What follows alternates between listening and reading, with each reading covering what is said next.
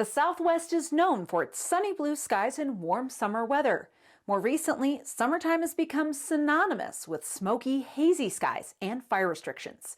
This summer will be no different, with fire restrictions set for most of New Mexico and Colorado and wildfires already scorching forests. You're watching the Local News Network, brought to you by TBK Bank and Pop's Truck and RV Center. I'm Wendy Graham-Settle. In order to really talk about where we're at today, fire danger wise, we really need to look at the past year and a half. So here in the Southwest, we've been in a dry cycle. So we're in an extended drought period. And when I say an extended drought period, I'm really talking about, 18 to 24 months where the Southwest, and that includes kind of southern Colorado in that, but we've been in a drought and it's a really prolonged drought, just no moisture. The U.S. Drought Monitor, which tracks drought conditions across the United States, lists most of New Mexico in extreme drought and some areas of exceptional drought. Southern Colorado also is experiencing extreme drought, with most of the rest of the state at a lower level of severe drought. Since drought isn't something that happens overnight, the drought in the Southwest has been building over the last couple of years. And with the snowpack in the San Juans melting off quickly and water flows into local reservoirs remaining low, the summer is going to be a long, dry one. We've been in an extended drought period. Everything's dry, so the live fuels are extremely drought stressed. So, trees that are normally green, that you would see green, you can kind of see that, that they've got kind of a darker appearance, and that's because they're drought stressed. The fuels that are on the ground right now that are not living, the dead fuels, they are bone dry.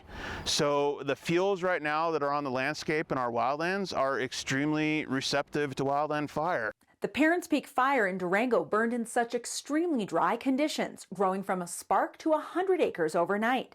The Hermit's Peak and Calf Canyon fires by Santa Fe have burned through more than 315,000 acres as of May 31st, burning through dry brush and trees. Both of these fires were started by a spark that Chief Vega is intent on preventing in San Juan County. A philosophy, one less spark, one less wildfire. So there's a lot of things that people can do just in their everyday lives to prevent accidental sources of ignition. If you are pulling a trailer, make sure your chains aren't dragging down the highway.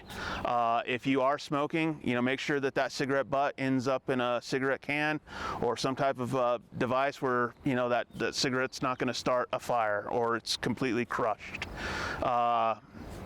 Anytime you're operating equipment, you need to be careful with sparks and things of that nature.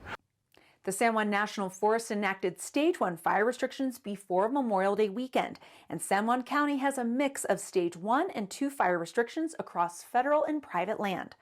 While it can be sometimes confusing determining which restrictions are active where, you can always check an area's fire restriction status online.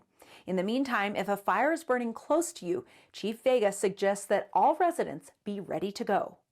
So Ready, Set, Go is a national initiative as it relates to evacuations. So we have adopted a 3-set policy, Ready, Set, Go. So ready is always that first level of preparedness. If you reside within the Southwest right now, whether that be here in San Juan County or up in the Plata County, right now, if you have a residence that's up into the wildland urban interface, I will tell you right now, there is a potential for wildland fire to affect your home. Should we have a fire right now, what are we going to take from our house? And when I say what are we going to take from our house, we always look at pets, prescriptions, papers, things that we're not going to be able to recoup if we do get a fire. The set is, all right, now we do have a fire.